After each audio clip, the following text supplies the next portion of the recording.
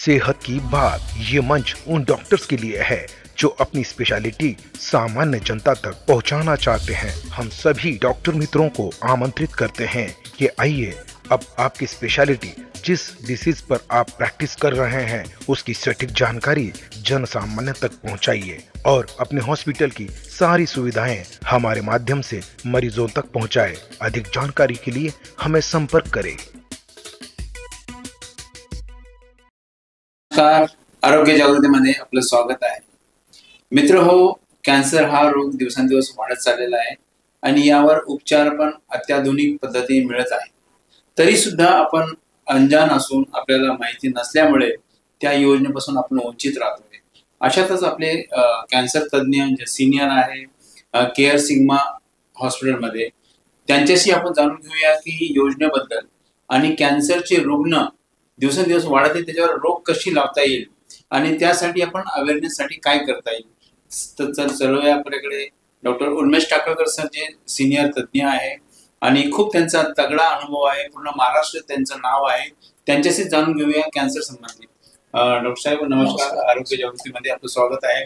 Sir, आज दिवसेंदिवस कॅन्सरचे रुग्ण वाढत आहे पण शासनाच्या योजना पण खूप आहे, पण यापासून लोक खूप वंचित असं माहिती नसल्यामुळे यासाठी आपण काय संदेश देणार?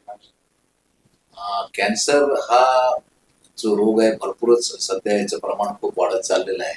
त्याच्यामध्ये कारण मुख्य म्हणजे आपल्या ज्या सवयी आहेत त्या सवयी आहेत, चेंज इन एन्व्हायरमेंट आहे, जेनेटिक प्रिपोजिशन आहे। तर याच्यामुळे जेव्हा कॅन्सर होतो त्यावेळेस त्याची बायोप्सी किंवा त्याचं डायग्नोसिस करणं फार महत्वाचं आहे। त्याच्यामुळे एकदा जर डायग्नोसिस झाला आणि त्याचा रिपोर्ट जर आपल्याकडे असेल तर आपल्याला शासनाने भरपूर योजना आहेत। मेन म्हणजे महात्मा फुले जन आरोग्य योजनामध्ये कॅन्सरसाठी भरपूर काही ट्रीटमेंट अवेलेबल आहे आणि ती स्टँडर्ड ट्रीटमेंट अवेलेबल आहे। कारण आज त्यांनी जे मेडिसिन्स इन्क्लूड केलेले आहेत, त्यांनी जे टार्गेटेड थेरपी इन्क्लूड केलेले आहे आणि हे मॉडिफाय करून जी आलेली योजना आहे त्याच्यामध्ये खरंच रुग्णांना खूप फायदा आहे। कारण हे जे पूर्वीचे जे मॉलिक्युल्स होते त्याच्यामध्ये जे टार्गेटेड मॉलिक्युल होते त्याची किंमत 4-5 वर्षापूर्वी जी 1-1.5 लाख रुपये होती ती आता योजनामध्ये आलेली आहे आणि त्यामुळे पेशंटना खूपच फायदा होत आहे। त्याच्यामुळे एकतर जन आरोग्य योजना जी महात्मा फुलेची ती आहे, नंतर ते PMJ मध्ये आता मर्ज होत आहे, त्याच्यामुळे प्राईम मिनिस्टर योजनेमध्ये सुद्धा हे सर्व आजार उपलब्ध आहेत। याच्यामध्ये किमोथेरपी आहे, कॅन्सर सर्जरी आहे, नंतर रेडिएशन आहे, नंतर याच्यामध्ये टार्गेटेड थेरपी आहे, हार्मोनल थेरपी आहे। तर या बाकीच्या सगळ्या थेरपी या ट्रीटमेंट उपलब्ध आहे आणि पर्टिक्युलरली जर काही हॉस्पिटल जे मोजकेच हॉस्पिटल आहे, समजा आमचं युनायटेड सिग्मा हॉस्पिटल आहे, केअर सिग्मा हॉस्पिटल आहे, यांना शासनाने किंवा पंतप्रधान योजनेमधून स्पेशल मान्यता दिलेली आहे। प्राईम मिनिस्टर रिलीफ फंडच्या अंतर्गत प्रत्येक रुग्णाला मॅक्झिमम ब्लड कॅन्सर असो किंवा कुठलंही कॅन्सर असो, इरेस्पेक्टिव्ह ऑफ तुमच्या बाकीच्या म्हणजे कुठल्याही जे राज्य आहे त्याच्यामध्ये सुद्धा यांना कुठल्याही राज्याच्या यांना पेशंटला याच्यामध्ये ट्रीटमेंट होते आणि मॅक्झिमम फंडिंग हे 3 लाखापर्यंत होऊ शकतं। त्याच्यामुळे ही योजना वेगळी आहे, PMJY वेगळं आहे आणि ते आता महात्मा फुले आणि ते एकच होत आहे आणि प्राईम मिनिस्टर रिलीफ फंड हा वेगळा आहे। प्रत्येक कॅन्सर रुग्णाला किंवा हार्ट अटॅकला जे 5,000 आहेत त्यांना हा फंड आपल्याला मिळू शकतो। सर, खूप चांगला प्रश्न आला की टार्गेटेड थेरपी जसं आपण म्हटले मग ही कशी थेरपी असते आणि त्याच्यामध्ये जे टार्गेट्स असतात त्याच्यामध्ये कसं आहे की आपल्या कॅन्सरच्या सेलवर समजा एक हर्सेप्टिन नावाचं एक पॉझिटिव्ह आहे तर त्याच्यामध्ये हर्सेप्टिनला मारणारी जी अँटीबॉडी आहे ती अँटीबॉडी याच्यामध्ये मिळते। काही व्हॅस्क्युलर टार्गेट्स आहेत म्हणजे ब्लड वेसल्सला निकामी करणारे, ज्याला आम्ही बिवासिजुमॅब म्हणतो। तर असे जे टार्गेटेड थेरपी आहे ज्यापूर्वी याची ट्रीटमेंट खूप महागडी होती, आता बिवासिजुमॅब आहे, हर्सेप्टिन आहे, रिटुक्सिमॅब आहे, या ज्या टार्गेटेड थेरपी आहे, CD20 अँटीबॉडी आहे, लिम्फोमामध्ये आहे, या सगळ्या थेरपी आज म्हणजे इझिली महात्मा फुलेमध्ये अवेलेबल आहे। सर, तुम्ही कॅन्सर रुग्णावर लाखो रुग्णावर तुम्ही उपचार केलेले, पूर्ण महाराष्ट्र तुमचं नाव आहे। सर, आज दिवसेंदिवस कॅन्सरचे रोकथाम करण्यासाठी काय सर्वात महत्वाचं रोकथाम करण्याकरता म्हणजे prevention is better than cure. Prevention करण्याकरता एक तर डाएट मॉडिफिकेशन आहे, फायबरचं डाएट खाणं आहे, दुसरं म्हणजे स्मोकिंग आणि ड्रिंकिंग। डेफिनेटली स्मोकिंग आणि ड्रिंकिंग याचं जे प्रिव्हॅलन्स आहे ते खूप जास्त आहे तंबाखू कुठल्याही प्रमाणात असो ती कॅन्सरला प्रवृत्त करते आणि कॅन्सर तिच्यापासून होतोच. तर ह्या ज्या गोष्टी आहेत तर याला लॉंग टर्म सेवनाने जेव्हा कॅन्सर होतो किंवा कुठं ना कुठे याचा साईड इफेक्ट होतो हे आपण करायला नाही पाहिजे. तिसरं म्हणजे सगळ्या जेनेटिक प्रपोजिशन. आजकाल कॅन्सरमध्ये प्रिसिजन मेडिसिन म्हणजे जेनेटिक थेअरी खूप छान आलेली आहे आणि याचे खूप मॉलिक्युल्स आलेले आहेत. म्हणजे प्रिसिजन मध्ये नेक्स्ट जनरेशन सिक्वेन्सिंग, जेनेटिकची तपासण्या करणे, नंतर बाकी इम्युनोथेरपी कुठं काम करणार आहे नाही करणार आहे, तर या सर्व गोष्टी आपल्याला त्या बायोप्सीवरून किंवा टार्गेटेड याच्यामधून तुमच्या कॅन्सरच्या रोगनिदानामधून मिळू शकतात. त्याच्यामुळं जर आपल्या घरामध्ये कोणाला कॅन्सर असेल, वडिलांना असेल, आईला असेल, काका, मामा, आत्या, मावशी, तर आपली टेस्टिंग जी जर्म लाईन टेस्टिंग आहे किंवा जेनेटिक टेस्टिंग आहे ती आपली करून घेणं किंवा डॉक्टरला भेटणं हे फार जरुरी आहे. सर लोकांना कॅन्सर म्हटलं की थोडं घाबरतात आणि बायोप्सी करण्यासाठी खूपच घाबरतात. त्यांच्या मते असे की बायोप्सी केल्यानंतर आजार वाढतो. हे फार चुकीचा समज आहे. कारण बायोप्सी ही आपल्या कॅन्सरच्या बिहेवियरसाठी फार महत्वाची आहे. कॅन्सर हा कुठल्या प्रकारचा आहे, त्याच्यावर कुठले टार्गेट्स आहे, नंतर बायोप्सीमध्ये आपण जेनेटिक सिक्वेन्स कसा आहे, नंतर जेनेटिकचं त्याचे काय विश्लेषण आहे, नंतर पुढे होऊ शकतो का नाही होऊ शकत, त्याची जेनेटिक थेरपी काय आहे, जीन्स कुठले कुठले आहे, ह्या सर्व गोष्टी आपल्याला बायोप्सीवरून लक्षात येतात.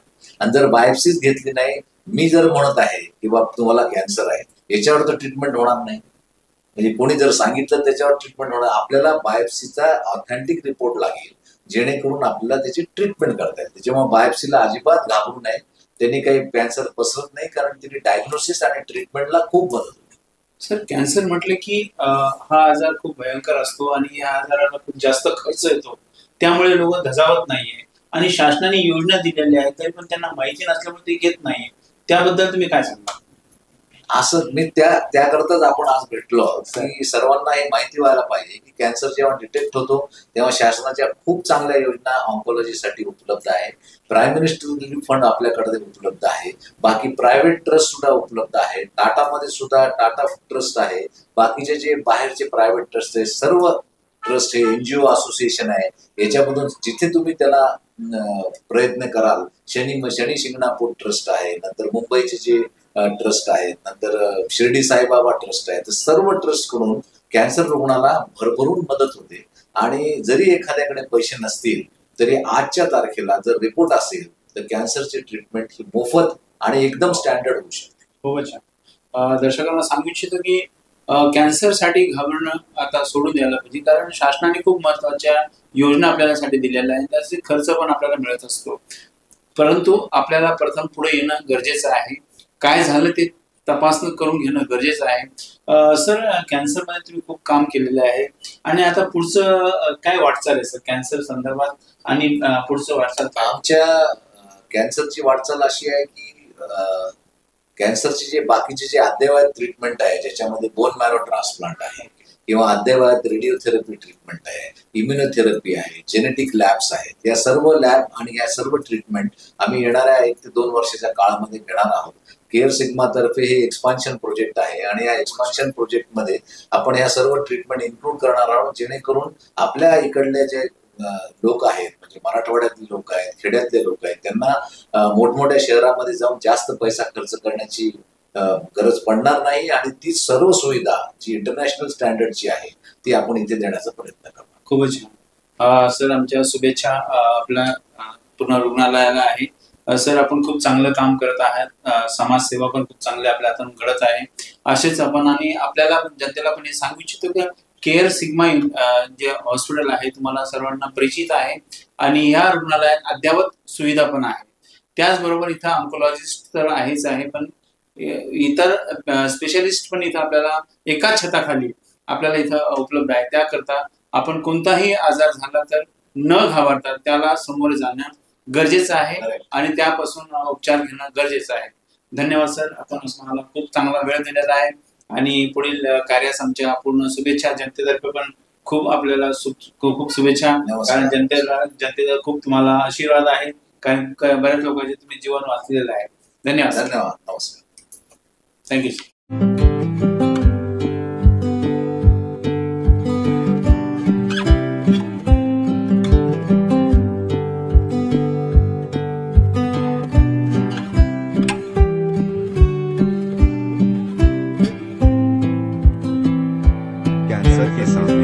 जहां हर पल महत्वपूर्ण होता है, वहां एक ऐसी जगह है जो सहानुभूति, समर्थन और संवेदना प्रदान करती है। आपका स्वागत है उम्मीद पैलिएटिव कैंसर केयर सेंटर में, जहां हम सहानुभूति और विशेषज्ञता के साथ देखभाल को नया रूप देते हैं। यहां हमारी समर्पित चिकित्सा पेशेवरों, योगदानकर्ताओं और देखभालकर्ताओं की टीम अपने रोगियों के जीवन की गुणवत्ता को बढ़ाने के लिए दिन रात मेहनत करती है। यह सिर्फ रोग का इलाज करने के बारे में नहीं है, यह समझने के बारे में है कि सफर क्या है। हम संकट समाधान देते हैं और समय को बेहतर बनाते हैं। दर्द प्रबंधन से लेकर भावनात्मक समर्थन तक, हम अपनी सेवाएं प्रत्येक व्यक्ति और उनके परिवार की विशेष आवश्यकताओं के अनुसार व्यवस्थित करते हैं। हमारे संपूर्ण देखभाल दृष्टिकोण में चिकित्सा देखभाल को कला और संगीत जैसी थेरेपियों के साथ जोड़कर एक समर्थनमय वातावरण प्रदान करता है, जहां उपचार की प्रक्रिया फलने की संभावना होती है। पेशेंट केयर गिवर हमें उम्मीद पैलिएटिव कैंसर केयर सेंटर में इलाज ही नहीं, एक समुदाय मिला जो हमारी समझता है और परवाह करता है। हमारी स्थानीय उपलब्धियों में स्थान हमारी स्थिति को शांति और समृद्धि देने वाली एक संबल परिसर है। हर पल को महत्व देने के हमारे मिशन में शामिल हो। साथ में हम कैंसर से जूझ रहे लोगों को आशा, गरिमा और समर्थन प्रदान कर सकते हैं। साथ में हम बदलाव ला सकते हैं।